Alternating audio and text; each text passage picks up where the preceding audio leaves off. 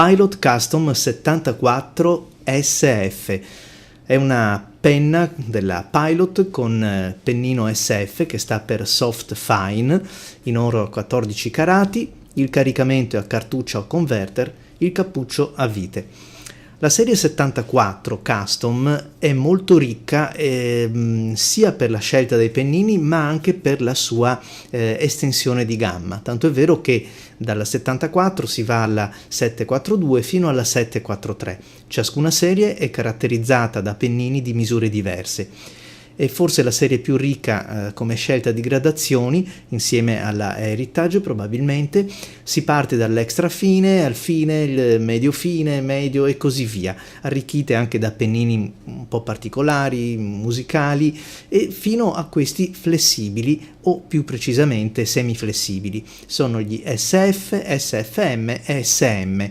Soft Fine Medium e Soft Medium, di cui trovate le video recensioni nel canale YouTube. Precisiamo subito che i flessibili moderni non sono come i flessibili antichi, ma ne parleremo quando affronteremo il tema dell'unità scrivente. È una penna stilografica media, né grande né piccola, con il fusto regolare, quindi adatta un po' a tutte le mani. La forma è quella classica a sigaro, il design giapponese, fatte salve alcune eccezioni, non è certo il punto di forza di tutta la produzione nipponica, ma qui entriamo nei gusti personali, così come è personale anche il prezzo della penna, di qualsiasi penna stilografica. La qualità del materiale è leggermente superiore al prezzo della penna, che si aggira attorno ai $70-75. La sensazione di qualità percepita è in linea con il prezzo. Le finiture sono tali da impreziosire, anche se possono risultare un po' pesanti all'occhio. La clip conferisce un'aria importante ed è comunque pratica e funzionale. L'anello che riveste il cappuccio, come per tutte le serie custom, è fregiato da una stella, che diventano 2 sulla serie 742 e 3 sulla serie 743, e tra l'altro gli stessi anelli vantano spessori e dimensioni più generose, e anche il sottile anello che chiude il fondello è per l'appunto sottile ed elegante, e sulle serie superiori diventa un po' più grosso fino a sdoppiarsi sulla 743. Le differenze con queste sorelle maggiori finiscono qui? No, innanzitutto le sensazioni impugnandole sono diverse, perché è vero che sono oggetti ben rifiniti, ma la 742 e ancor di più la 743 sono oggetti con resine più robuste, con laccature migliori, e anche le finiture in generale ci guadagnano. Anche la sezione del fusto cresce tutte le dimensioni generali in proporzione, ma la differenza che le caratterizza è la misura del pennino, che Pilot contrassegna con dei numeri propri da 3 fino ad arrivare a 25. Per la serie 74, che è un po' l'entry level, il pennino è il numero 5, quindi è un po' piccolino, diventa più grande, cioè il numero 10 sulla 742, fino ad arrivare al 15 sulla 743. A me piace molto questa custom perché, ripeto, è molto normale nelle sue dimensioni, non è né grande né piccola, ma è molto maneggevole, intuitiva e poco stancante. Il tratto è molto governabile e segue quello che è un po' l'intenzione della mano, non servono particolari movimenti o forzature, è molto, molto lineare. A me piace molto utilizzarla, però questo, come ho sempre spiegato, dipende un po' dalle dimensioni della mano di ciascuno di noi e da molti altri fattori, come la velocità della scrittura o le esigenze di scrittura. C'è chi appunta e quindi ha bisogno di farlo velocemente, chi invece si dedica in maniera più ponderata alla scrittura. Insomma, le variabili in gioco sono tante.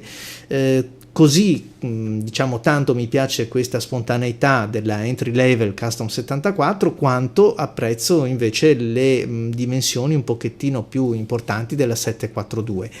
Cambia un po' il discorso per la 743, che con un'ampiezza un po' più generosa si trova meno a suo agio, diciamo, nella mia mano. L'impugnatura, dove finiscono indice e pollice, è molto comoda e agevole, appena sagomata per arrestare la corsa quando si preme verso la fine del fusto. Devo dire, non si avverte quasi, ma fa tutta la sua funzione. Il peso è contenuto, si presta anche per essere portata nel taschino di una giacca o di una camicia. Al pennino è dedicata anche una certa cura, anche se non è un cesello di gran maestria, ma comunque è gradevole all'occhio. Veniamo all'unità scrivente, che alla fin fine è la cosa che interessa di più chi compra una penna stilografica per utilizzarla e non per lasciarla in un cassetto. Sulla qualità dei pennini giapponesi si è detto ormai tutto, sono davvero appunto, sono fatti molto bene, hanno una qualità nel tratto che non è paragonabile a quella europea, nel senso che un extra fine o un fine, come in questo caso, è davvero un tratto sottile. Qui entriamo anche nel mondo dei flessibili o semiflessibili. Per molti versi potremmo definirli elastici. Sono diversi dai flessibili antichi, che erano realizzati in modo completamente diverso. Il tratto di questa penna è realmente un F giapponese, cioè un fine giapponese, non europeo, quindi sottile e con un flusso davvero invidiabile, regolare, giusto potremmo dire. Appoggiando la penna sulla carta scrive senza esitazione con il peso della penna stessa e pochissima pressione è dovuta, un po' come viaggiare in auto con un filo di gas. Il bello però arriva quando applichiamo un po' di pressione per ispessire il tratto. Il flusso, come vi dicevo, è davvero costante e buono. In tanti anni non mi è mai capitato che la 74 abbia mai saltato un tratto o abbia avuto delle incertezze. È molto godibile questa penna e trovo anche che il tratto sulla carta sia elegante, soprattutto in concomitanza con certi inchiostri che rendono ancora più sottile, quindi snelliscono il tratto anche su certe carte che contribuiscono a questo, lo rendono ancora più fine e quindi diventa c'è più contrasto nel momento in cui andiamo a fare della pressione. Essendo un pennino soft, è più sensibile alla variazione della rigidità del piano di scrittura. Molti di noi non pongono attenzione a questo, ma ci sono dei blocchi che sono più rigidi e dei blocchi meno rigidi. Mi viene in mente il Fabriano Ego oppure il Canson da 160 grammi, sono molto rigidi ed è ben diverso che scrivere su una risma di carta o su un blocco invece con una fibra un po' diversa. Infatti il pennino elastico si comporta, con i dovuti paragoni intendiamoci, un po' come una molla. Quando si va di fretta per appuntare qualcosa, il pennino tende ad avere un piccolo effetto di rimbalzo che soprattutto nel caso dello stampatello maiuscolo, quando abbiamo molte linee rette che devono incrociarsi e quindi andare a coincidere, questo molleggiamento non aiuta questo fatto.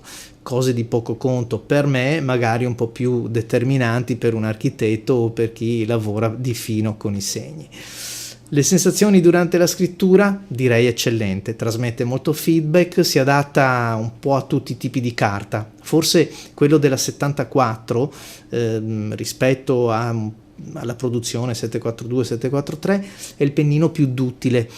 Si adatta un po' a tutto, fa di tutto per farsi volere bene e ci riesce davvero. E a chi la consigliamo? La consigliamo a chi intanto vuole entrare nel mondo della flessibilità. La flessibilità è veramente è bella nel momento in cui cominciamo a tracciare delle linee curve più che le linee rette, dove per l'appunto il tratto si gonfia per una pressione ma anche per un attrito naturale che la curva esercita sulla carta. La consigliamo a chi ha magari la voglia di concedersi un po' più di piacere nella scrittura quotidiana e perché no entrare anche nel mondo della calligrafia. Si adatta a tutti gli inchiostri? Sì, a tutti gli inchiostri, ma con una preferenza spiccata per quelli che lubrificano maggiormente il pennino. Attenzione che non stiamo parlando né di tensioattivi, liquidi, densi, fluidi, eccetera, ma di quella untuosità, giusto per capirci, che conferisce la lubrificazione e un po' ingrassa la punta in modo da trovarla pronta nel momento in cui è richiesta la pressione. Come sempre un giudizio sulla penna: è buona per disegnare? Beh, sì e no, non ha particolari pregi ma neanche difetti. In conclusione possiamo dare un voto da 1 a 10, gli diamo un 8,5, perché comunque è una penna a punto, il prezzo è relativamente contenuto, è un pennino flessibile che quindi porta un valore aggiunto non indifferente alla stilografica e perché no, vale la pena averla in una collezione per un appassionato di scrittura. Vi do l'appuntamento ai prossimi video e un saluto a tutti. Buona scrittura!